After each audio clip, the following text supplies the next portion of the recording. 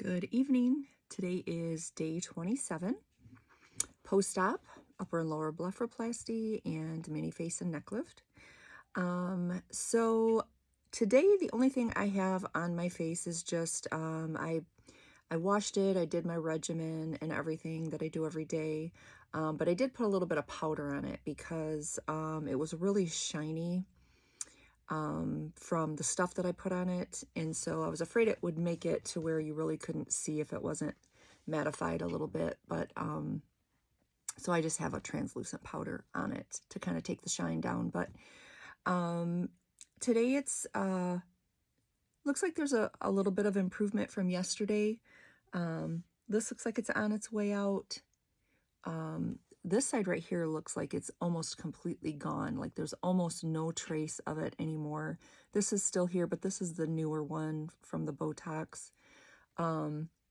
This one, probably maybe 2 more days, and I bet that redness will be gone. And then maybe another, you can still see a little bit when I hold my head down of darkness through here.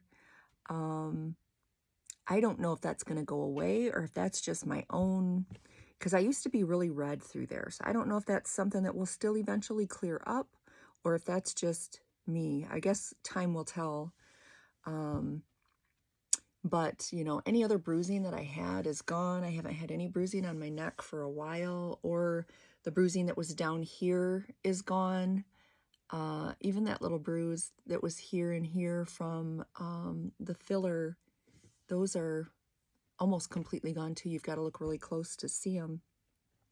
But all in all, I think tomorrow will be 1 month, just 1 month from the day of my surgery. And looking back to how I looked the day after surgery, or the day of surgery even, because I was already bruising before he was even done sewing up my incisions, I think it's incredible what the human body can do in just a month's time, from the turmoil that my skin and my face was in from surgery to now almost being to where there's no evidence that my skin was even in that much turmoil. So I think that's just amazing. And it gives me confidence in knowing that everything else that still remains, which is just like, you know, the little bit of redness around my eyes and under from the blepharoplasty surgery. I'm sure that even, I would say even within another month, that will probably be, I bet, completely gone. I think you'll always be able to see a little bit of the scarring for a while, maybe a year. I don't really know. I guess we'll have to keep track of that. But I kind of wanted to show you close up. Don't get scared. But so this little area right here, which I hadn't really talked a whole lot about just because I guess it just never dawned on me, but I did have like just a little bit, like not even a quarter of an inch of an area right here that when the stitches came out and she put the like the new skin stuff in there that kind of helped, kind of like a skin super glue, that didn't stay in very long. And so when that came out a couple days after the stitches were removed, it kind of looked like there was a little gap right there, like it wasn't closing up. And so I never really said much about it. I just kind of watched it. And then when I went to see Dr. Seeger the last time, he said, yeah, that's probably gonna fill in, but if it doesn't, which it's only been a week tomorrow since I've seen him, you know, he said there's something that they can do. That's when I said they could do like a little burn thing to kind of like, I hate to say re-injure the skin, but that in essence, that's what it does. And then it, you know, it will cause it to grow back together and scab over. But that's actually almost completely filled in already. So I don't know if he'll have to do anything to that. I'll let him be the judge. And I guess we'll see in another week about like the little bumps on the top. So I'm going to try to get close in here. So I still have some through here And it does feel bumpy to touch it. I don't know really what it looks like. I know what I see on this side, but I don't know what it's gonna look like to you. And then there's a few over here too. So that was like, you know, where it was stitched up. And then there's also, these are harder to see. Under here, there's like a little bump there. And then these actually over here don't feel too bad. A little bit there. And then on this side, this one is a little bit bumpier on the end there and under here. So this side is a little bit bumpier. But again, this, I say my bad eye.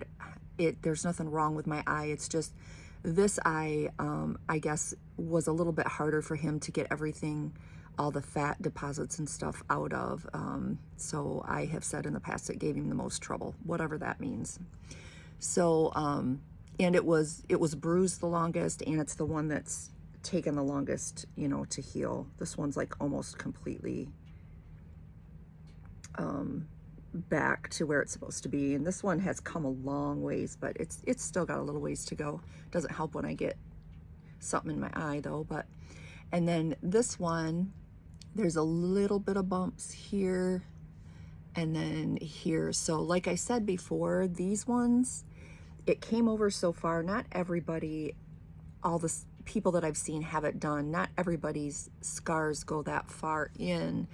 But I also had fat deposits here as well as underneath in the bags. So that's why mine came all the way over so far. And I do naturally have a lot of space here. So that's probably why mine are a little bit more visible.